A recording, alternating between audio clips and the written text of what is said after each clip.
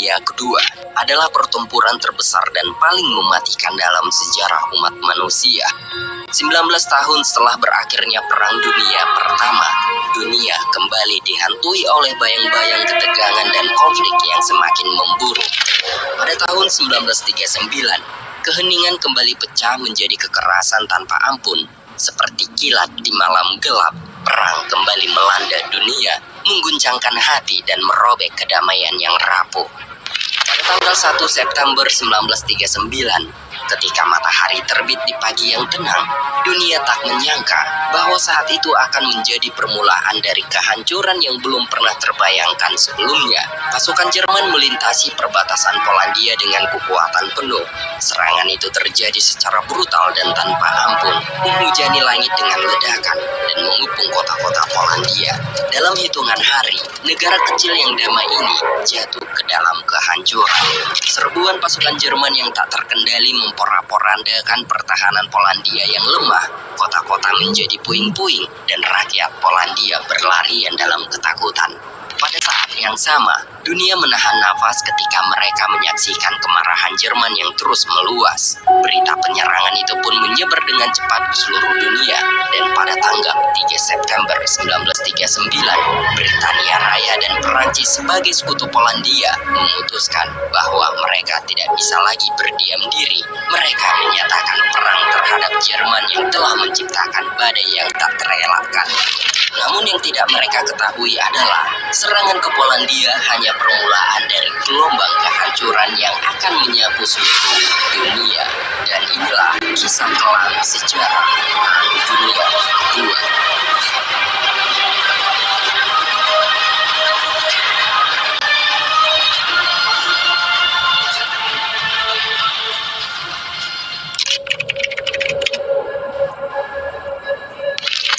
Tahun 1939, Jerman dipimpin oleh diktator Nazi, yaitu Adolf Hitler.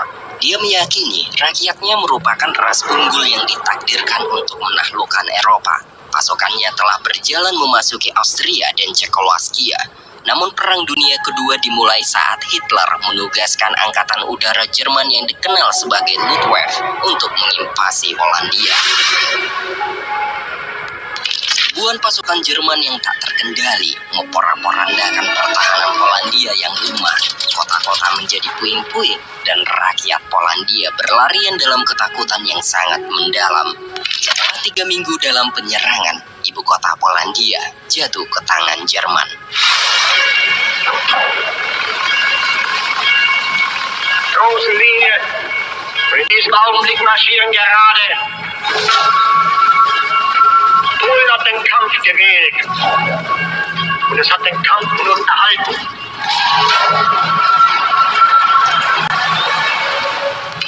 Setelah Jerman berhasil menduduki Polandia, teror pun dimulai.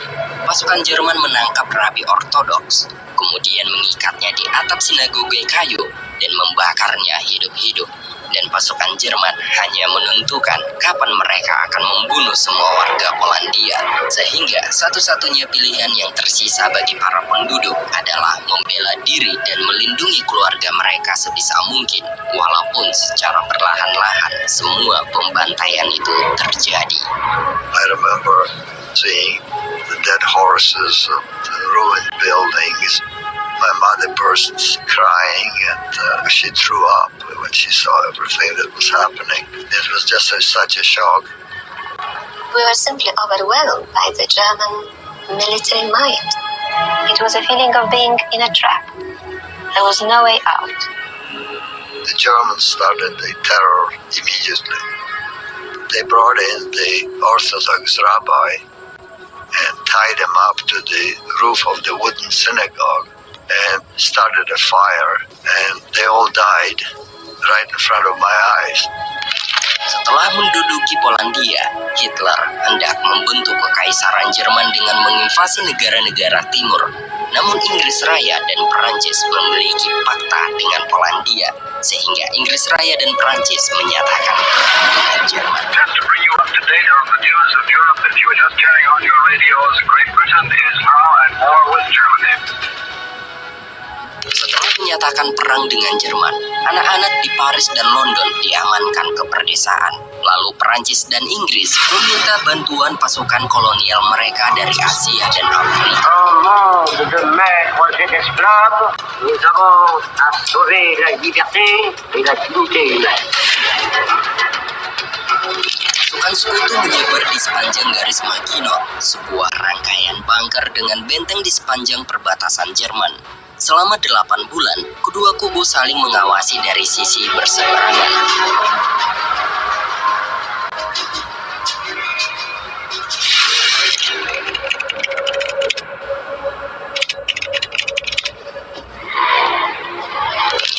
Musim semi 1940, pasukan Jerman melancarkan serangan dadakan. Mereka mengintari garis Maginot dan melewati hutan Ardennes. Was die Befehlung versprochen hat, wird sie in England und Frankreich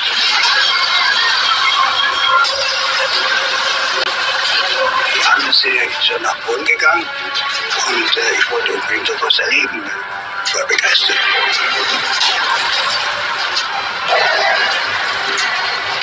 Setelah menaklukkan Maginot dan Netherlands, kemudian pasukan tank lapis baja dengan roda ban karet atau disebut dengan Panzer menyerbu Belgia, Belanda, dan Perancis. Wieder ging es weiter und wir haben uns schon gewundert, dass also da kaum Gegenwehr ist. Mengetahui penyerbuan itu, pasukan Inggris mengerahkan beberapa kendaraan lapis baja yang sangat usang. Namun kendaraan itu tak kuat untuk berhadapan dengan serangan tank lapis baja milik pasukan Jerman. Hanya sekali tembakan, tank lapis baja pasukan Inggris langsung hancur. Mengetahui kekuatan pasukan Panzer, pasukan Inggris bergerak mundur ke pantai Dunkirk dan mereka terpojok oleh pasukan Jerman. Mereka terjebak tanpa pertahanan. Tak lama kemudian, tiba-tiba pesawat-pesawat bermunculan dari langit. Pesawat-pesawat itu berdesing, menungkik, dan mulai menembaki pasukan Inggris. Pasukan yang sudah terpojok dan tak bisa berbuat apa-apa, mereka hanya bisa pasrah menerima teror yang mengerikan itu. Dalam keadaan terpojok, pasukan Inggris melakukan langkah evakuasi terakhir, yaitu menaiki kapal sekutu. Namun pesawat-pesawat itu melakukan serangan terbang rendah dan mulai melakukan serangan brutal dan menghancurkan kapal rumah sakit sekutu. Near Dunkirk this evening, Allied troops are being deliberately machine-gunned and slaughtered by low-flying aircraft. Allied hospital ships have been attacked. You're up to your neck. Dead bodies. The slaughter. Evakuasi Dunkirk, kurang lebih 338.000 pasukan sekutu berhasil dievakuasi dari pantai Dunkirk.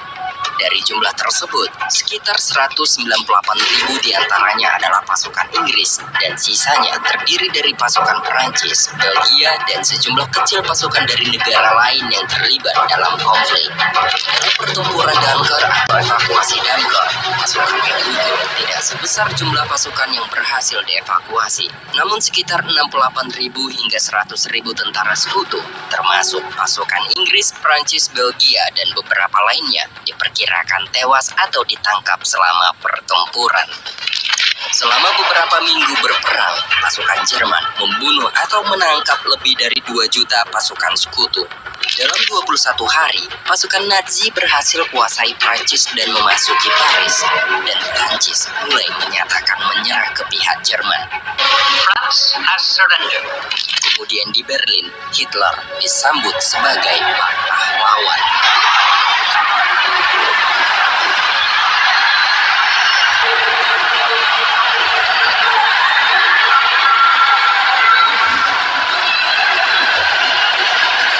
Pasukan Nazi kini menguasai sebagian besar Eropa. Hanya Inggris Raya yang jadi penghambat.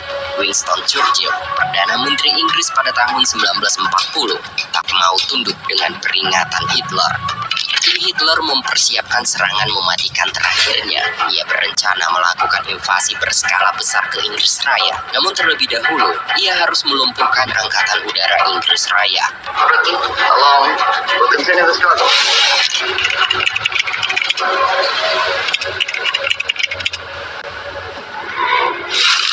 Selat Inggris, para pilot Jerman berkumpul untuk arahan terakhir. Sementara itu, setelah beberapa prajurit Angkatan Udara Kerajaan Inggris menjalankan tugasnya, Winston Churchill mengatakan bahwa mereka harus melawan dengan keyakinan dan jangan pernah menyerah. Mereka harus mempertahankan tanah air meskipun nyawa taruhannya. We are in one of the greatest battles in history. You ask, what is our policy? It is to wage war by sea, land, and air, with all the strength that God can give us. Victory at all costs. Without victory, there is no survival. We shall fight on the seas and oceans. We shall fight with growing confidence and growing strength in the air. We shall defend our island, whatever the cost may be. We shall fight on the beaches. We shall fight in the fields and in the streets. We shall never surrender. Setelah semua pasukan Angkatan Udara Inggris di atas tumpukan awan tebal, barulah mereka melihat musuh dan baku tembak pun terjadi.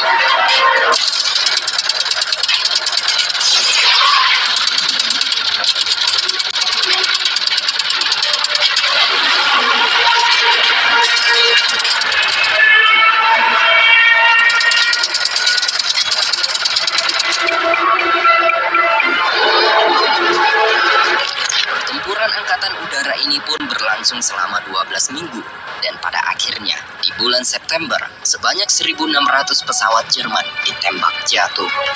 Akibat banyaknya korban dari pihak Jerman berjatuhan, seluruh misi harus dibatalkan dan pertempuran Inggris Raya pun berakhir dan untuk saat ini Inggris terbebas dari invasi.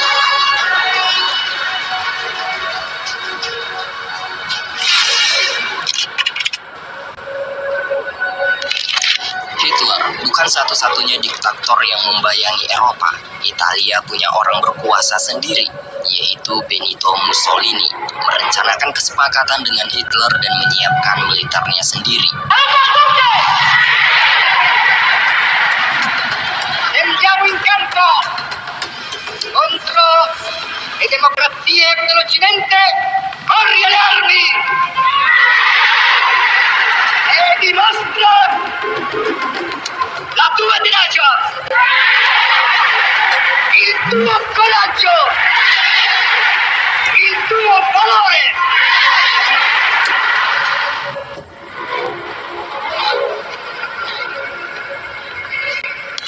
Inggris yang masih disibukkan melawan Jerman, Benito memanfaatkan untuk menginvasi Mesir, jajahan Inggris.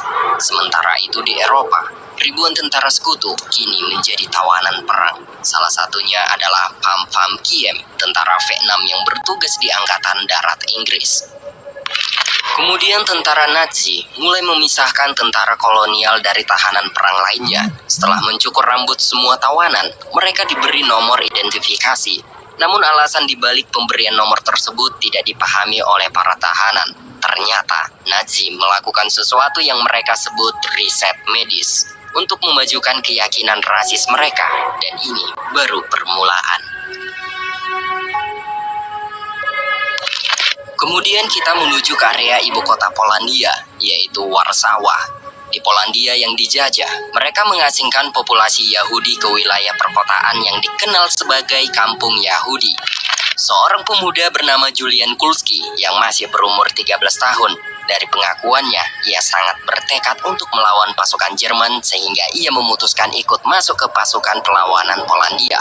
Awalnya ia hanya menjadi seorang budak yang membawa pesan melalui jalur bawah tanah rahasia.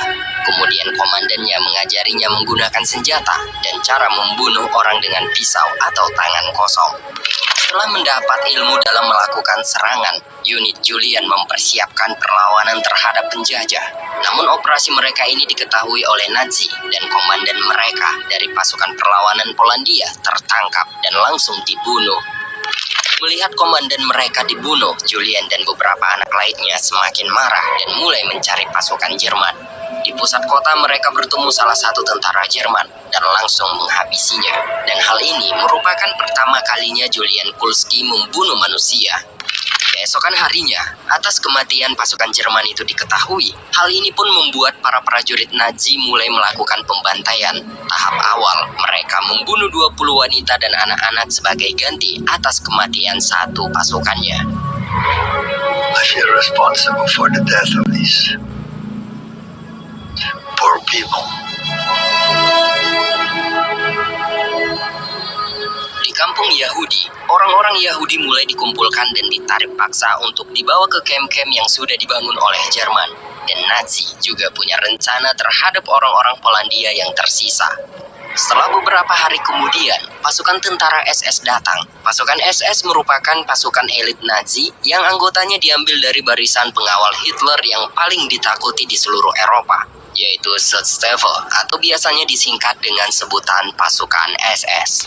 Dari pengakuan warga sipil Polandia bernama Aloji Twardowski, ia mengatakan para anak-anak dibawa ke suatu tempat dikarenakan makanan di Polandia sangat terbatas. Maka dari itu pasukan SS memasukkan anak-anak ke dalam gerbong kereta api yang tertulis anak-anak Polandia akan dipelihara di Kaisaran. Dan ini merupakan pengakuan dari Aloji Twardowski. Eines Nachts kam ein Trupp SS-Leute.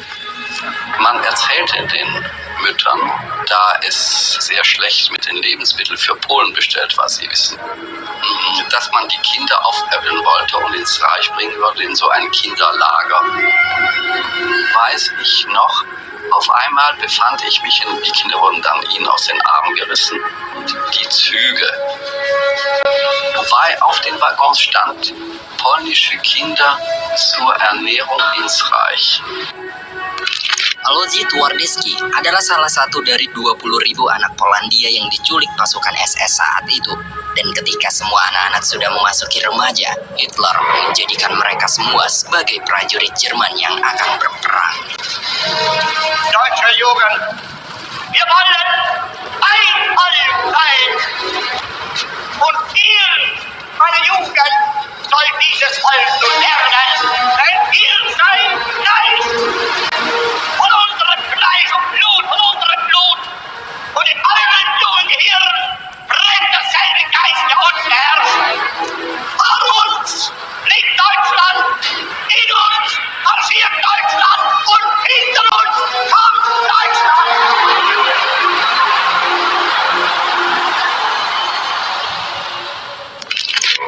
Besarnya ambisi Hitler kini sudah jelas. Dia bermimpi untuk membentuk 1000 tahun kekaisaran tanah air bagi ras unggul. Kemudian hari, setelah mempersiapkan persiapan, Jerman kembali melakukan serangan ke Inggris. Dalam teror operasi militer yang baru ini, Jerman menjatuhkan bom-bom di perkotaan Inggris. German aircraft carried out a number of attacks on Great Britain last night. The raid was scattered over many parts of the country. Sementara itu, fasis Italia menginvasi Greece atau Yunani tetangganya. Troops are moving forward on all fronts after breaking through the weak Greek resistance. Sementara di luar Eropa, perang meluas. Jepang sedang dalam misi membentuk suatu tatanan baru di Asia. Mereka sudah memerangi Tiongkok.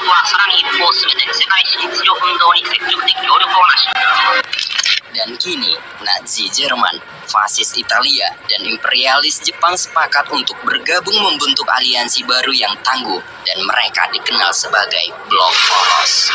Mereka berniat menguasai dunia.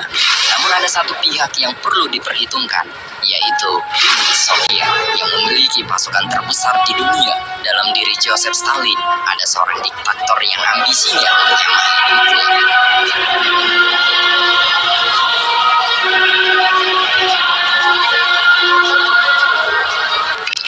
Di tahun 1940 menjadi saksi perang berkobar di Eropa, dan pada tahun 1941 kobaran itu akan menyebar untuk melanda setiap sudut dunia.